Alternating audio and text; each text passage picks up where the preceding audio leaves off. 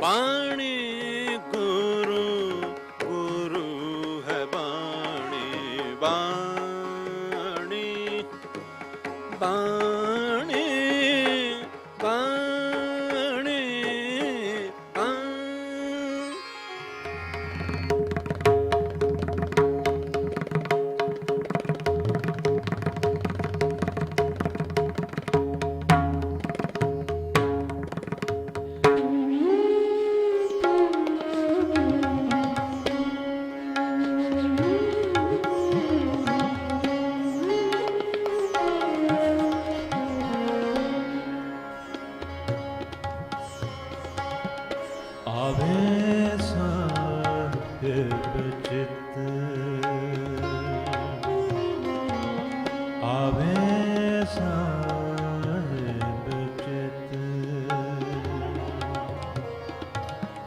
चित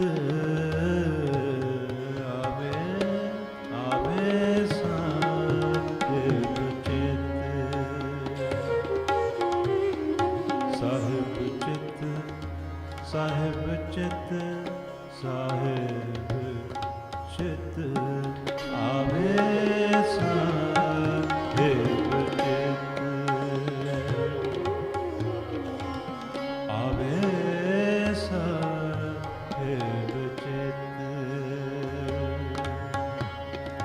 ਤੇਰਿਆਂ ਭਗਤਾਂ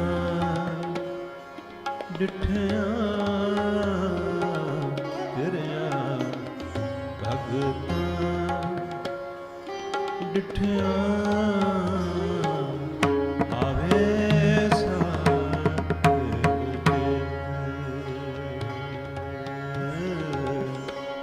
ਆਵੇ ਸਾਹਿਬ ਚਿਤ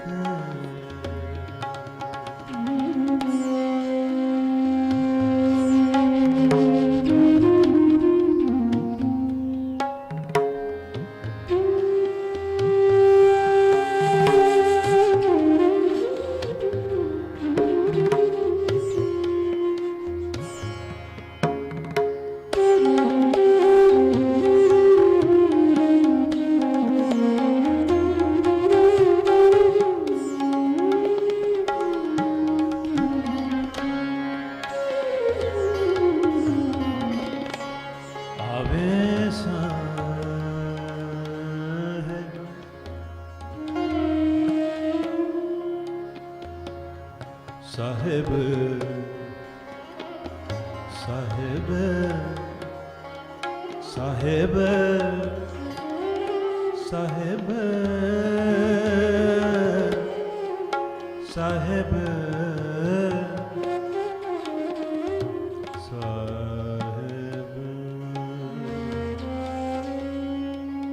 ਆਵੇ ਸਾਹਿਬ ਚਿਤ ਆਵੇ ਸਾਹਿਬ ਚਿਤ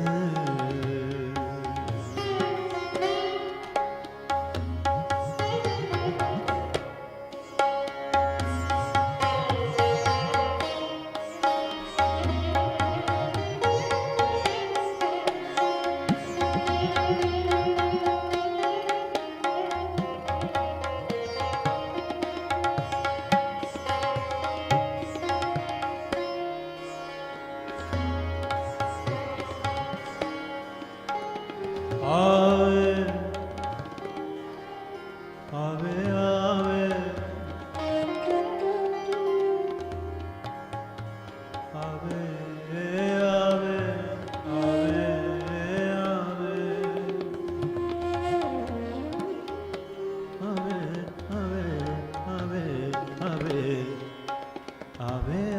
ਆਵੇ ਆਵੇ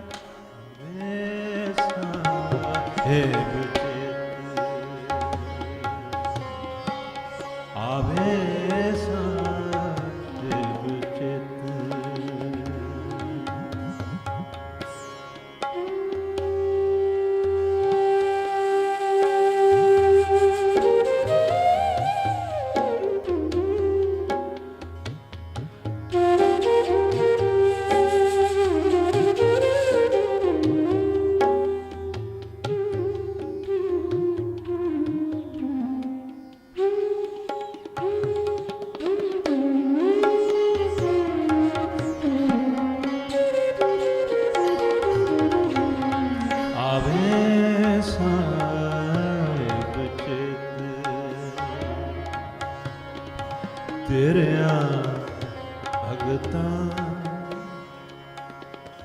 भगता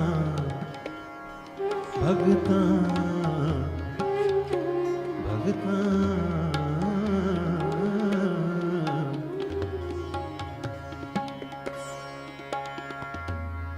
भगता भगता भगता भगता भगता रे आवे साहेब चित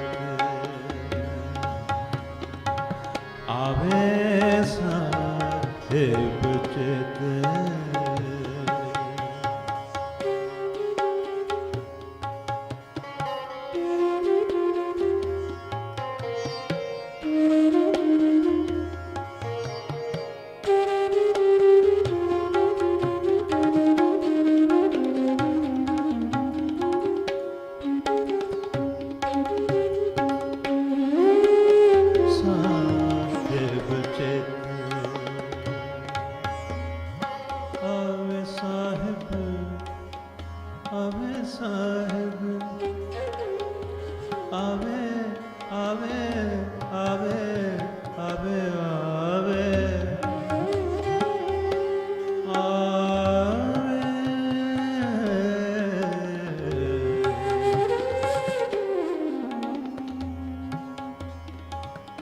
साहेब चित साहेब चित साहेब चित वे साहेब चित आवे साहेब चित रे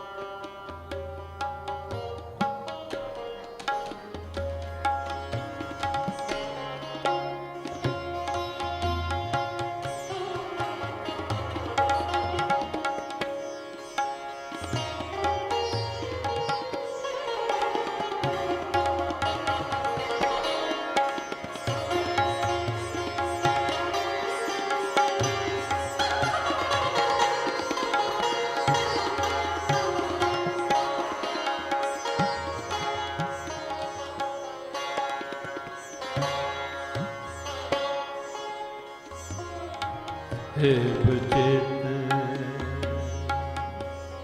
आवे आवे साहेब चित आवे आवे साहेब चित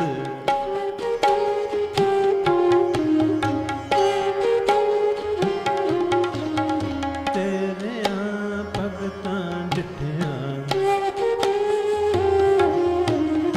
आवे आवे साहेब चित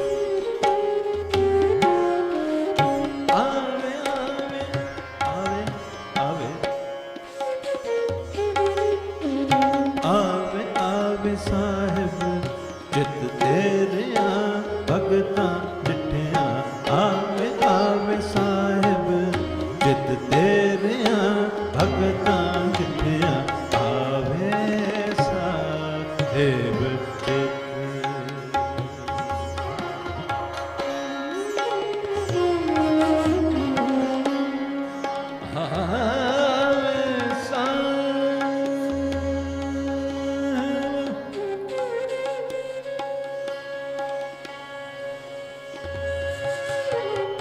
आवे साहेब तेरिया भगतां डिठिया चित आवे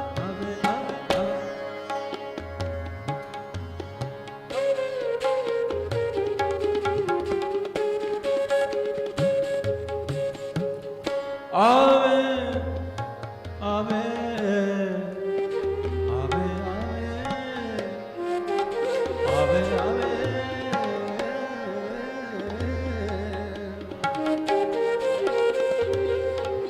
आवे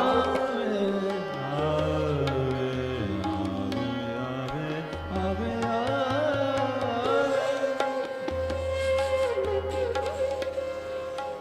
आवे आवे आवे साहिब चित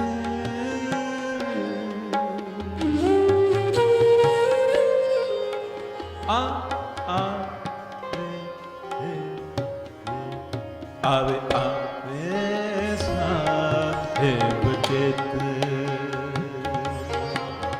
तेरिया भगतां पिठिया तेरिया भगतां डिठिया आवे साहिब चित आवे साहिब चित जिथे साहिब दी बहुत वड्डी वड्याई है, महिमा है, जिसका कोई अंत ही नहीं है। उत्थे साहिब दे दास दी वड्याई, साहिब दे जन दी वड्याई, साहिब दे भगत दी वड्याई भी जो है वो गुरु बाबा जी की बाणी च उतनी ही दर्ज की गई है। इसे करके ते आख्या है कि मन मेरे तिनकी ओट ले, मन तन अपना तिन जन दे, जिन जन अपना प्रभु पछाता, सो जन सर्व थोक का दाता। इसकी शरण सर्व सुख पावे, जिसके दर सब पाप मिटावे। अवर सियानप सगली छाड़, तिस जन की तू सेवा ला। आवन जान न होवी तेरा, आवन जान न होवी तेरा, नानक तिस जन के तू जो सद पैरा। जन दी, भगत दी, दास दी, सेवक दी बहुत वड्डी वड्याई की गई। सो अगर एक गुरबाणी की अगर एक लाइन को सामने रखिए, सुखनी साहिब के जो असी हमेशा पढ़ते हैं और इस उत्ते गौर करने वाली है ये पंक्ति, नाम सत सत त्यावनहार। तो दोनों का जो गुण धर्म है वो एक हो गया ना। नाम सत सत्यावनहार, कहते प्रभु सत है, प्रभु का नाम भी सत है। जे प्रभु का नाम सत है यानी सदैव है, अमर रहने वाला है। अगर नाम सत है, गुरु जी ने आख्या है, फिर उसनों त्यावनहार जो है, त्याउण वाला है, वो भी सत ही हो जाता है। इसे करके ऐसा फरमान है, नाम रहो साधु रहो ਰਹਿਓ ਗੁਰ ਗੋਬਿੰਦ, ਨਾਮ ਰਹਿਓ ਸਾਧੂ ਰਹਿਓ, ਰਹਿਓ ਗੁਰ ਗੋਬਿੰਦ, ਕਹੋ ਨਾਨਕ ਇਹ ਜਗਤ ਮੈਂ ਕਿਨ ਜਪਿਓ ਗੁਰਮਤਿ। ਜਿਸ ਕਿਸੇ ਨੇ ਵੀ ਗੁਰੂ ਦੇ ਮੰਤਰ ਨੂੰ ਜਪ ਕੇ, ਗੁਰੂ ਦਾ ਮੰਤਰ ਹੀ ਨਾਮ ਦੀ ਪ੍ਰਾਪਤੀ ਦੀ, ਨਾਮ ਵਾਲੀ ਅਵਸਥਾ ਦੀ, ਨਾਮ ਵਾਲੇ ਅਨੁਭਵ ਦੀ ਸ਼ੁਰੂਆਤ।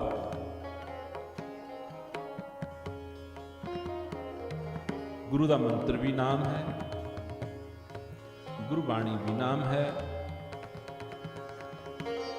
ਸੇਵਾ ਵੀ ਨਾਮ ਹੈ, ਆਪਣੇ ਇਸ਼ਟ ਦੀ ਪ੍ਰੇਮ ਦੇ ਨਾਲ ਯਾਦ ਕੀਤੀ ਗਈ ਉਹ ਵੀ ਨਾਮ ਹੈ। ਸੋ ਹੈ ਸਾਰਾ ਕੁਝ ਹੀ ਨਾਮ ਦੇ ਵਿੱਚ ਹੀ ਸ਼ਾਮਲ। ਪ੍ਰੇਮ ਨਾਲ ਗੁਰਬਾਣੀ ਵਿਚਾਰਨੀ, ਪੜ੍ਹਨੀ, ਉਹ ਵੀ ਨਾਮ ਹੀ ਸ਼ਾਮਲ।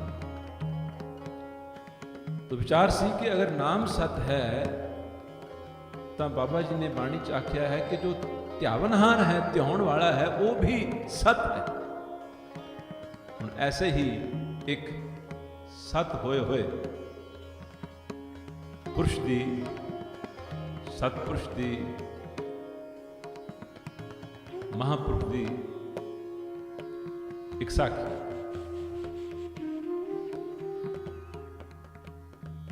नाम ਦੀਆਂ ਸ਼ਕਤੀਆਂ ਬੇਹਿਸਾਬ ਹਨ ਔਰ ਨਾਮ ਜਪਣ ਵਾਲੇ ਦੇ ਵਿੱਚ ਹੀ ਨਾਮ ਦੀਆਂ ਸ਼ਕਤੀਆਂ ਜਿਹੜੀਆਂ ਸਮਾਈਆਂ ਹੋਈਆਂ ਹੁੰਦੀਆਂ।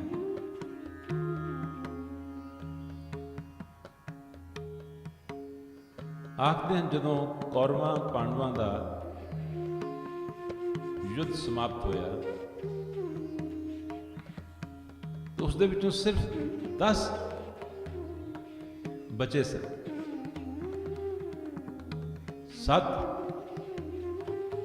ਪਾਂਡਵਾਂ ਦੀ ਤਰਫ ਤੋਂ ਔਰ 3 ਕੌਰਵਾਂ ਦੀ ਤਰਫ ਤੋਂ ਬਚੇ ਸੀ।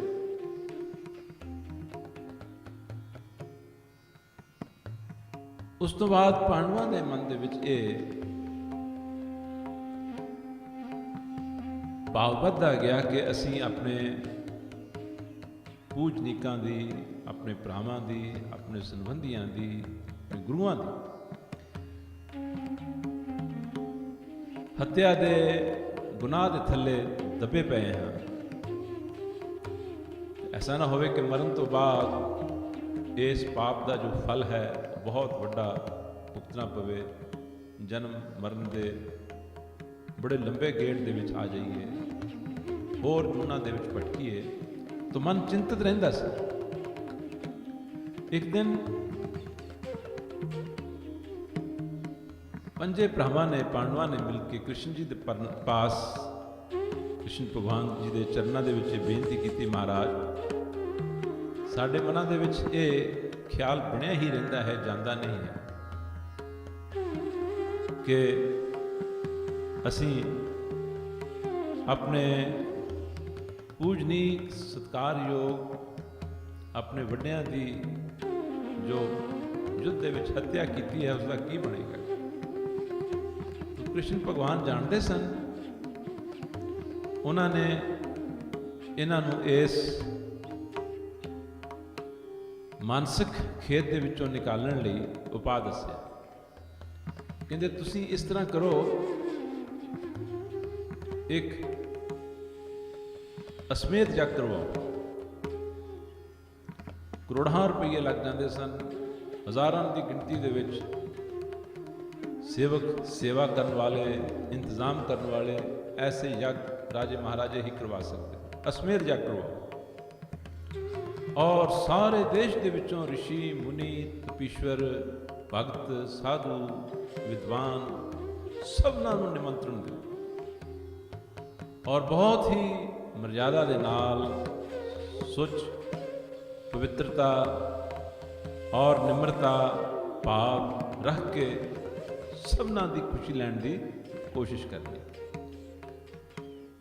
और ये देखना भी कोई भी ऐसी आत्मा यज्ञ दे विच आके तुहाडे घर दा भोजन खाण तो वांझी ना रह जाए, जो कि आत्मा पुगी हुई आत्मा होवे। ਪਰਮਾਤਮਾ ਨੂੰ ਮਿਲੀ ਹੋਈ ਆਤਮਾ ਹੋਵੇ, ਬ੍ਰਹਮ ਗਿਆਨੀ ਆਤਮਾ ਹੋਵੇ, ਕੋਈ ਰਹਿ ਨਾ ਜਾਏ, ਇਸ ਗੱਲ ਦਾ ਖਿਆਲ ਰੱਖਣਾ, ਸਭਨਾਂ ਨੂੰ ਹੀ ਨਿਮੰਤਰਣ ਦੇਣਾ ਹੈ। ਤੇ ਪਾਂਡਵਾਂ ਨੇ ਆਪਣੇ ਆਪਣੇ ਖਿਆਲ ਦੇ ਅਨੁਸਾਰ ਸਾਰੇ ਦੇਸ਼ ਦੇ ਵਿੱਚੋਂ ਬੜੇ ਬੜੇ ਰਿਸ਼ੀ, ਮੁਨੀ, ਯੋਗੀ, ਤਪੀ, ਸਾਧੂ, ਮਹਾਤਮਾ ਸਭ ਬੁਲਾਏ। ਕ੍ਰਿਸ਼ਨ ਜੀ ਮਹਾਰਾਜ ਨੇ ਆਪ ਸਭਨਾਂ ਦੇ ਚਰਨ ਧੋਣ ਦੀ, ਨਾਲ ਭੋਜਨ ਛਕਾਉਣ ਦੀ ਸੇਵਾ ਉਹਨਾਂ ਨੇ ਆਪ ਲਈ।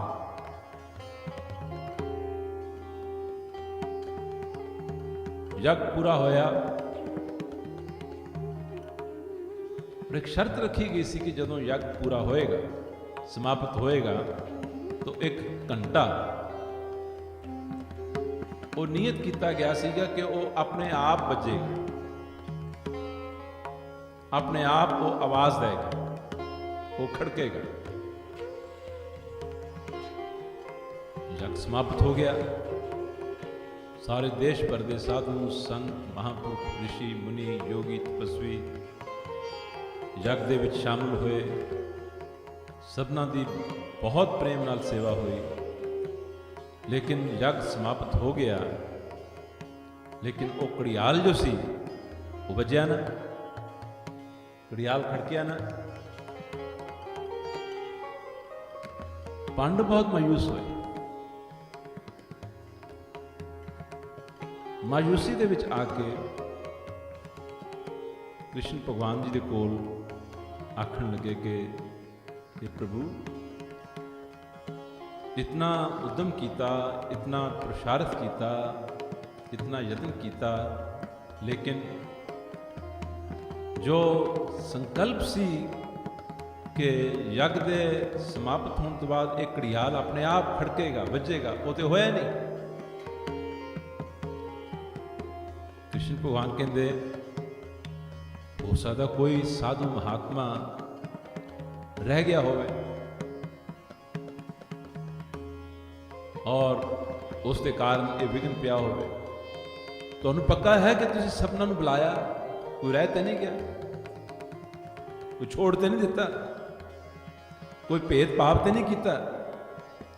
पंजे पांडव आखण लगे महाराज, साडे ख्याल दे विच ते असीं किसे नाल कोई भेदभाव क्यों करांगे, ना ही असीं कीता है, और साडे ख्याल नाल कोई ऐसा साड़ी नज़र से नहीं आता जिसनों कि असी निमंत्रण ना दिता हो। कृष्ण जी आखन लगे अच्छा, अंतर ध्यान हुए, अंतर ध्यान होके आखन लगे हाँ, एक साधु महात्मा जो है वो रह गया है, एक पूजनीक आत्मा, त्रैकालदर्शी, त्रैकालदर्शी महापुरुष, ब्रह्म ज्ञानी अवस्था का मालक, समदृष्टि का मालक, वो रह गया। कहते महाराज वो कौन है, कौन रह गया? साढ़े ख्याल से कोई नहीं आता। कहते उसका नाम है वाल्मीकि। और ये जिन्होंने तुसी बुलाया उच्ची जाति दे हैं, बहुत बड़े बड़े प्रसिद्धि दे ये मालक हैं, बड़ी इन्हां दी ख्याति है, शोभा है, मशहूरी है, लेकिन वो एक गरीब जिहा चंडाल वाल्मीकि जो कि श्रेणी दे विचों है, उस दा महल्ले च बढ़न तो भी हर कोई डरदा है, तुसीं उसनूं नहीं बुलाया। जितनी देर तक उसनूं नहीं बुलाओगे, तुहाडा यज्ञ जो है वो संपूर्ण नहीं होएगा, और जितनी देर तक यज्ञ संपूर्ण नहीं होएगा, इसका जो फल तुहानू मिलना है, जिस फल के नाल तुसी सारी हत्या तो जो है उस दे पाप तो बचोगे, फिर वो फल नहीं मिलेगा। इस करके स्वामी वाल्मीकि को तुहानू बुलाना पेगा, उन्होंने बुलाओ, पालकी उठा के लैके आओ, फिर घर लिया के उन्होंने चरण धोवो। चरण धोने तो बाद बहुत सुंदर चौकी ते उन्होंने बिठाओ, फिर 36 प्रकार का भोजन जो है वो उन्होंने लिए परोस के ਅਤੇ ਪੂਜਾ ਭਾਵ ਨਾਲ ਉਹਨਾਂ ਨੂੰ ਭੋਜਨ ਛਕਾਓ। ਫਿਰ ਅਗਰ ਉਹਨਾਂ ਦੀ ਪ੍ਰਸੰਨਤਾ ਹੋਈ ਤੇ ਇਹ ਘੜਿਆਲ ਵੱਜੇਗਾ ਔਰ ਤੁਹਾਡਾ ਯੱਗ ਸੰਪੂਰਨ ਹੋਏਗਾ। ਅਗਲੀ ਵਿਚਾਰ ਇਸ ਗਾਥਾ ਦੀ, ਇਸ ਸਾਖੀ ਦੀ ਅਗਲੇ ਐਪੀਸੋਡ ਦੇ ਵਿੱਚ ਕੀਤੀ ਜਾਏਗੀ। ਪਿਆਰ ਨਾਲ ਸੁਣੋ। ਆਵੇ ਸਾਹਿਬ ਚਿੱਤ ਤੇਰਿਆਂ ਭਗਤਾਂ ਡਿਠਿਆਂ। ਆਵੇ ਸਾਹਿਬ ਚਿੱਤ, ਆਵੇ ਸਾਹਿਬ ਚਿੱਤ ਤੇਰਿਆਂ ਭਗਤਾਂ